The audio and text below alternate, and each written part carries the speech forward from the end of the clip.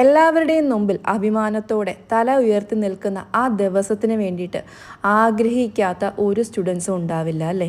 അവരാഗ്രഹിക്കുന്ന mark വാങ്ങി ഇഷ്ടപ്പെട്ട ജോലി വാങ്ങുന്ന ആ ഒരു ദിവസം അവർക്ക് പ്രൗഡോടുകൂടി തല ഉയർത്തി നിൽക്കാൻ കഴിയും. നിങ്ങൾക്ക് എപ്പോഴൊക്കെ പഠിക്കാനുള്ള മോട്ടിവേഷൻ കുറഞ്ഞു പോകുന്നോ ആ സമയമെല്ലാം ഈ ഒരു സീൻ നിങ്ങൾ സങ്കല്പിച്ച് നോക്കുക. നമ്മളുടെ പേരൻസിൻ്റെ സന്തോഷവും മറ്റുള്ളവരുടെ അഭിനന്ദനങ്ങളും എല്ലാം ഒന്ന് സങ്കല്പിച്ച് നോക്കുമ്പോൾ തന്നെ നന്നായിട്ട് പഠിക്കാനുള്ള ഒരു മോട്ടിവേഷൻ നമുക്ക് കിട്ടുന്നതാണ്. എന്നും നന്നായിട്ട് പഠിക്കണമെങ്കിൽ നമുക്ക് എപ്പോഴും മോട്ടിവേഷൻ വേണം. നിങ്ങൾ തന്നെയാണ് നിങ്ങളുടെ മോട്ടിവേഷൻ. എല്ലാവരുടെയും ജീവിതത്തിൽ ഒരു ലക്ഷ്യമുണ്ടാവുമല്ലോ, എന്തെങ്കിലും നല്ല ജോബോ അല്ലെങ്കിൽ നല്ല മാർക്കോ എന്തെങ്കിലും ആവട്ടെ.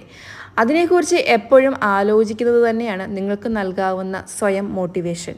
സ്വന്തം ലൈഫിനെക്കുറിച്ച് ആലോചിക്കാതെ കൂടുതൽ സമയവും സോഷ്യൽ മീഡിയയിൽ സമയം ചെലവഴിക്കുന്നവരാണെങ്കിൽ നിങ്ങൾക്ക് ഇങ്ങനത്തെ നിമിഷങ്ങളൊന്നും ഓർക്കാൻ സമയം കിട്ടുകയില്ല, അല്ലെങ്കിൽ നിങ്ങൾ ഓർക്കാറേയില്ല.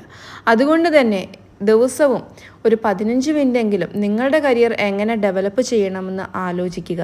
അതായത് നിങ്ങൾക്ക് വേണ്ടിയിട്ട് കുറച്ച് സമയം മാറ്റി വയ്ക്കുക. നിങ്ങളുടെ ലൈഫ് എങ്ങനെ പോകണം, എത്രത്തോളം മാർക്ക് വാങ്ങണം, ഏത് പരീക്ഷകൾ എഴുതണം, എങ്ങനത്തെ വിജയം നേടണം, ഏത് ജോലി നേടണം എന്നൊക്കെ നിങ്ങൾക്കൊരു ബോധമുണ്ടായിരിക്കണം. അത് ഒരു ദിവസം ആലോചിച്ചാൽ പോരാ, ഡെയിലി ഒരു 15 മിനിറ്റെങ്കിലും നിങ്ങളുടെ ജീവിതത്തെക്കുറിച്ച് നിങ്ങൾ ചിന്തിക്കുക. അങ്ങനെ സ്വന്തമായി ചിന്തിക്കുന്ന ഒരു വ്യക്തിക്ക് സോഷ്യൽ മീഡിയയോ മറ്റു പ്രശ്നങ്ങളോ ഒന്നും ബാധകമാവാറില്ല. പഠിക്കാൻ ബുക്ക് കയ്യിലെടുക്കുമ്പോൾ തന്നെ ഉറക്കം വരുന്ന ഒരു സ്റ്റുഡൻ്റ് ആണെങ്കിൽ നിങ്ങൾ പഠിക്കാൻ ബുക്ക് എടുക്കുമ്പോൾ തന്നെ ആലോചിക്കുക, എന്തിനാണ് ഞാനിപ്പോൾ പഠിക്കാൻ പോകുന്നത്, എൻ്റെ ലക്ഷ്യങ്ങൾ എന്താണ്, എത്ര സമയം ഞാൻ പഠിക്കണം, പഠിക്കുന്ന സമയത്ത് എൻ്റെ പഠനം മാത്രമേ ഉണ്ടാവാൻ പാടുള്ളൂ എന്നൊരു ദൃഢനിശ്ചയം കൂടി എടുത്തു കഴിഞ്ഞാൽ വ്യക്തമായിട്ടും നല്ല ഓർമ്മശക്തിയോടുകൂടിയും നിങ്ങൾക്ക് പഠിക്കാൻ കഴിയുന്നതാണ്. വിദ്യാർത്ഥികളുടെ പ്രധാന പ്രശ്നം പ്രൊക്രാസ്റ്റിനേഷനാണ്. അതായത് എന്തെങ്കിലും ഒരു കാര്യം ചെയ്യാൻ തീരുമാനിച്ചിട്ടുണ്ടെങ്കിൽ അത് മുൻപോട്ട് നീക്കി വയ്ക്കുക എന്നുള്ളതാണ്. ഉദാഹരണമായിട്ട് നിങ്ങളിന്ന് പഠിക്കാൻ ഒരു ടോപ്പിക് എടുത്തു, ജസ്റ്റ് വായിച്ചു തുടങ്ങിയപ്പോൾ നിങ്ങൾക്ക് ബോറടിച്ചിട്ട് ഇത് കുറച്ച് കഴിഞ്ഞിട്ട് പഠിക്കാമെന്ന് പറഞ്ഞിട്ട് മാറ്റി വെക്കുന്നു, അല്ലെങ്കിൽ നാളെ പഠിക്കാമെന്ന് പറഞ്ഞ് മാറ്റി വെക്കുന്നു. ഇങ്ങനെ മാറ്റി വെക്കുന്നതിനെയാണ് നമ്മൾ പ്രൊക്രാസ്റ്റിനേഷൻ എന്ന് പറയുന്നത്. അതാണ് പല കുട്ടികളുടെയും ജീവിതത്തിലെ വില്ലൻ.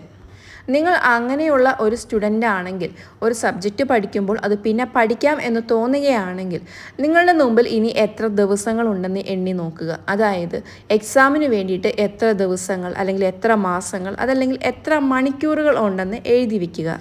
ഓരോ നിമിഷവും ഇമ്പോർട്ടൻ്റ് ആണെന്ന് നമുക്ക് അപ്പോൾ മനസ്സിലാവും. അതായത് ഓരോ നിമിഷവും പഠിക്കേണ്ട കാര്യങ്ങൾ പഠിച്ചു തീർത്തില്ലെങ്കിൽ സമയനഷ്ടം ഉണ്ടാകും എന്ന് ആ ഒരു സമയത്ത് നമുക്ക് മനസ്സിലാവും.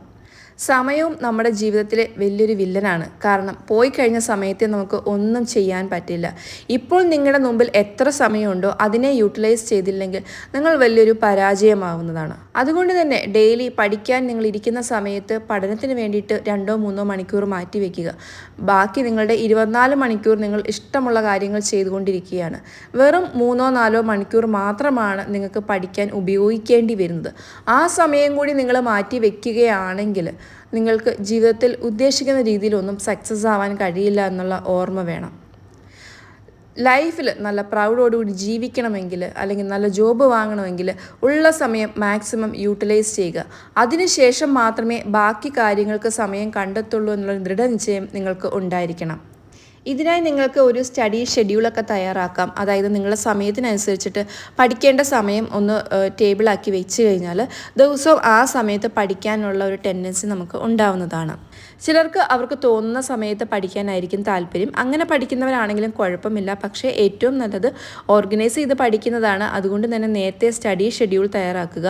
ചിലപ്പോൾ നമ്മൾ സ്റ്റഡി ഷെഡ്യൂൾ തയ്യാറാക്കിയാലും എല്ലാ ദിവസവും പഠിക്കാൻ കഴിഞ്ഞില്ലെന്നും വരാം. എന്നാലും വേണ്ടില്ല, 7 ദിവസത്തെ ഷെഡ്യൂൾ നിങ്ങൾ ചെയ്തിട്ടുണ്ടെങ്കിൽ 6 ദിവസമെങ്കിലും നിങ്ങളത് ഫോളോ ചെയ്യാൻ ശ്രമിക്കും.